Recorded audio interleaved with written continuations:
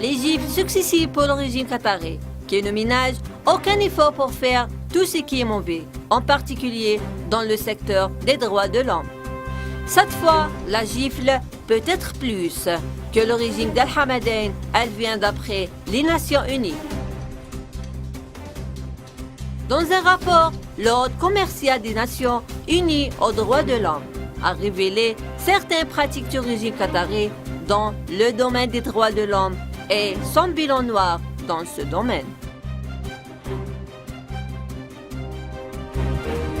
Outre la question de la tribu d'Al-Ghufran et le retrait de la nationalité du régime qatari de plus de 10 000 citoyens, le rapport fait référence à d'autres scandales et pratiques subversives d'après le régime d'Al-Hamadain.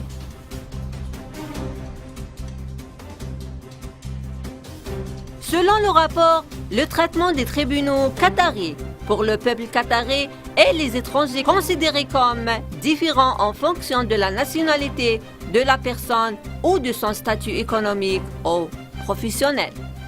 La loi numéro 38 de 2005 sur la nationalité qatari stipule que les personnes naturalisées jouissent de moins de la protection.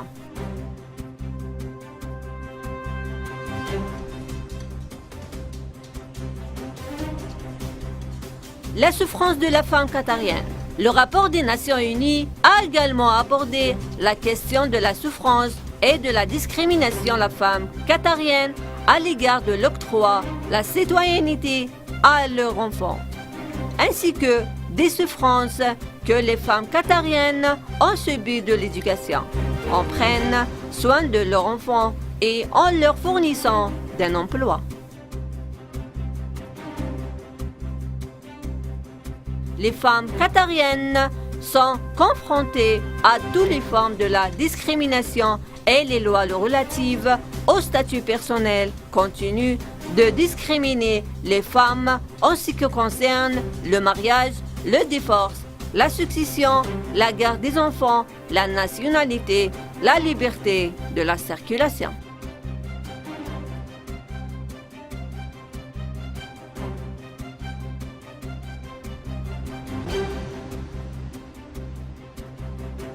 Les travailleurs expatriés.